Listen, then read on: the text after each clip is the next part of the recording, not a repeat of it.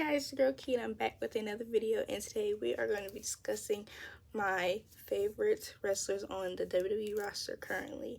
And we can also title it the wrestlers that I love to see in the ring on the WWE roster, both SmackDown and Raw. Now, yesterday I posted a video on the women wrestlers I love, and I just wanted you guys to kind of know my tastes when it comes to wrestling, and that's the same thing with today's video. Now we're going to start off with, because last video that I made, I start off with the obvious one of one of my favorites, so I'm going to do the same today. Obviously, I do love Roman Reigns. He's my favorite wrestler. And I made a video about him like I did Naomi, and I'm going to link that into the bio. But yeah, Roman Reigns, the embodiment of a superstar, and the fact that he controls the crowd and knows how to control the crowd, knows how to give you a good story in and out of the ring. And he's able to, if he does not pull out the moves that he knows how to pull out, he does the trash talk, all that stuff. And I think a lot of people question his ability to wrestle, and I'm sure WrestleMania 40 showed y'all that the man can wrestle. Now, the next person would be, another obvious, is The Miz. I love The Miz. He's one of my favorites from my childhood, all that still is to this day. He really, I love the jerky characters, but also now he's a different type of character, and that still is amazing. And just with him and R-Truth, they are doing something that they have wanted to do for a very long time, and now they have the ability to do it now, and I just love to see it. And R-Truth, he's a national treasure, so of course I love me some R-Truth. I mean, he is one of the reasons, if not the main reason, why I like Judgment Day, and it was just a brilliant idea to put those two together. The next person would be Austin Theory. Now, again, I think I like the jerky characters, but at the same time, I see his in-ring ability and his ability to just capture the emotions of the fans. And as a wrestler, you need that. You need to be able to get the fans to either boo you or cheer for you. You just don't want it to be quiet. And it's never quiet with Austin Theory. And he has a great career ahead of him. And I'm excited to see what that will be. Same with Carmelo Hayes. Now, he has a different type of rise than Austin Theory, but at the same time so similar. And they both kind of give off the same character as cocky and can do what they say, even though in the ring sometimes. But seeing Carmelo Hayes on the main roster has been, it's been kind of refreshing, because you know new faces always adds to wrestling, and we need to see different faces, but it's even with the same faces as well, because it just adds a different dynamic. Randy Orton, whose list is he not on? Randy Orton, the Viper, what, the Legend Killer, whose list that he's not on? If you have a list and Randy Orton's not on the list, do you even like wrestling for real? Do you? Are you really a WWE fan if Randy Orton's not on your list? I don't know. No, I'm just playing. But yeah, Randy Orton is like the embodiment of a future Hall of Famer. His career is none other. It's not like anybody else's career, and I don't think there'll be another person with a career like Randy Orton. And just to see him now being able to keep up with his peers, especially the younger peers, it's amazing to see. And I just can't wait to see what type of storylines they're going to put him in, because they have to give Randy Orton something, because he keeps missing, coming up short, and I'm feeling the type of way about it. But I'm going to give it up to Triple H, and I'm going to hope that he knows what he's doing with his character. Now, the next person would be my man Jey Uso. Like, I've always liked the Usos, period. But now Jey Uso is literally main event, and he's another person where he needs to get his dues. Money in the Bank, Jey Uso. The next person would be Bronson Reed. Now, Bronson Reed and Chad Gable. Now, I say those names together because those two are the two I want to dethrone Sami Zayn. Bronson Reed has the capability in ring with the strength and everything, but at the same time, he is cocky on the mic. I love the heels. He's a heel on the mic that I like. Same thing with Chad now. Even as a good guy, I like Chad, but now as a heel, he needs to take that belt, beat Sami with it or something. Do something. I need to see something special, okay? But Chad is one of the people that I like because of his in-ring ability and the fact that he is kind of underused, but now is able to be, okay, they're using him better. They're using him in a different way other than being a coach to these scrubs. I'm sorry. That was a low blow. My bad. My bad. The next person would be Damian Priest. Damian Priest, what is there to say? What is there not to say about Damian Priest? He is a superstar where I'm like, how are you not on this roster sooner? Like, the fact that people were telling him that he couldn't do it is crazy because he is a wrestler through and through. And seeing him in the ring, it's like, I knew he could wrestle, but it's like, okay, you can really wrestle. And I like seeing the Judgment Day in general wrestling. JD sometimes, because of his character, he doesn't really just certain things that he's not doing. But other than that, all of the Judgment Day can wrestle, and Damien has really gotten to a place where he can either be a babyface or a heel, and people will love him.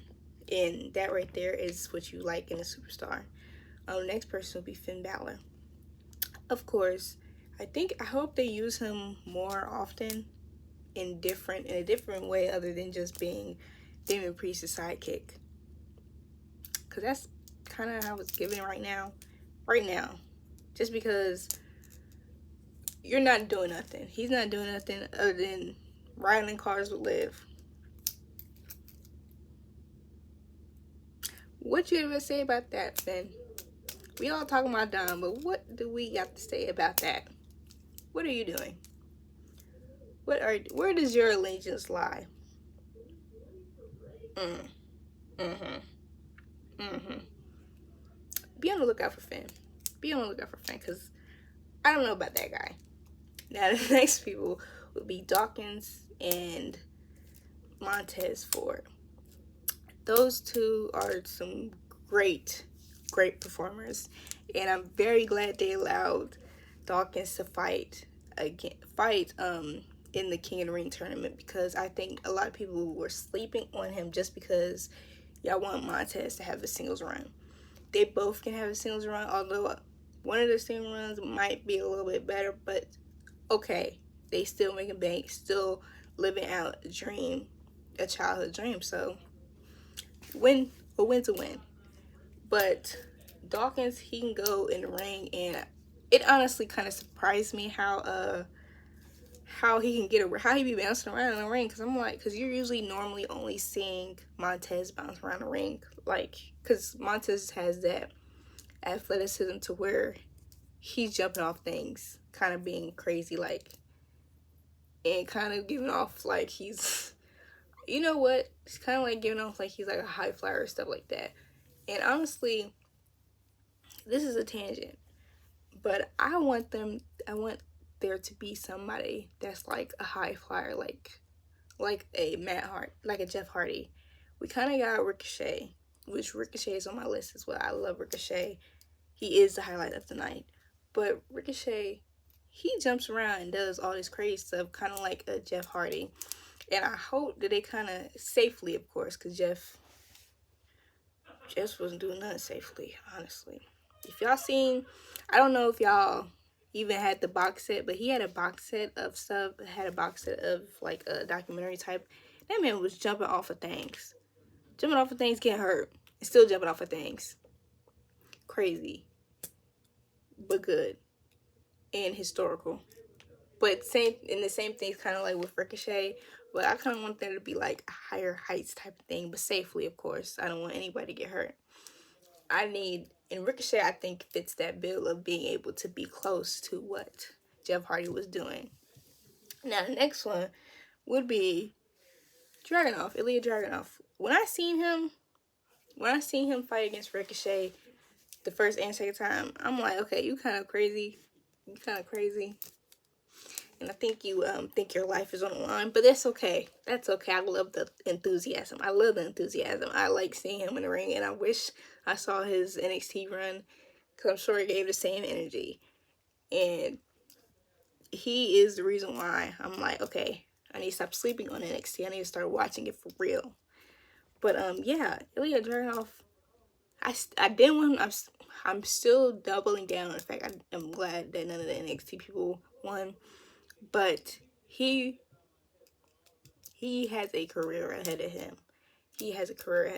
And I am very excited to see what they're gonna do with him and Gunther, because that'll be a great match.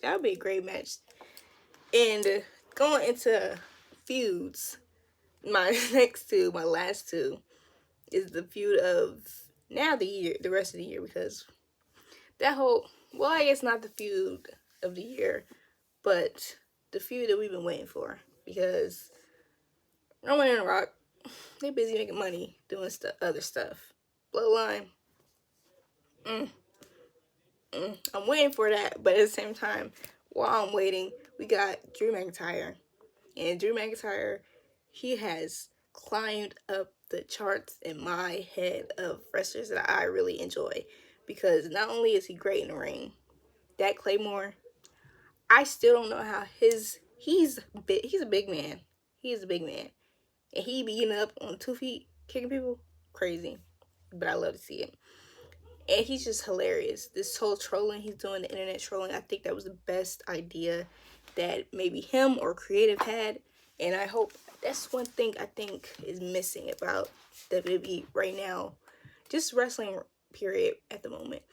The fact that y'all don't tweet or y'all don't engage in social media, kind of like, that's what makes the story kind of hit more. And that's what made kind of The Rock with Cody Rhodes and all that pop, is the videos that The Rock was making. Like, who want to sit down to see like an 8 minutes plus video of a promo? Who wants to see that? Nobody, but it's The Rock. You know what I'm saying? And if more wrestlers did that, like when they knew that the feud is really getting hot, the feud is really bringing butts and seats, bringing money, that's what they need to do. And that brings me to my last person, CM Punk. Now, I've always been a CM Punk fan when I was younger. Still am now. And I think now he can get even hotter on the mic. And I just can't wait to see him get cleared. Can't wait to see him actually be able to get in ring like he used to, daily on Mondays, and really get back to the grind that we see associated to CM Punk. Now, again, like I said, he can't lose this feud with Drew McIntyre, because it would look terrible. It would look bad on his end if he lost, because you were talking all this mess when you was injured, not clear, and then here you go, lose. It would be lame. So I think in the best case scenario when it comes to their match, if there's like a no belt on the line type of thing, and there's no, depending on how they do it, they might have to end it in a disqualification. Depending on what it is. But on the build up, it has to be CM Punk. CM Punk has to win. It would be so lame if he didn't win. But that is my list of male superstars on the roster currently that I like. Now, of course, there's names that I did not list, but let me know who is on your list of males on the roster that you like. And thank you for watching my video. Please like, comment, share, and subscribe. Bye.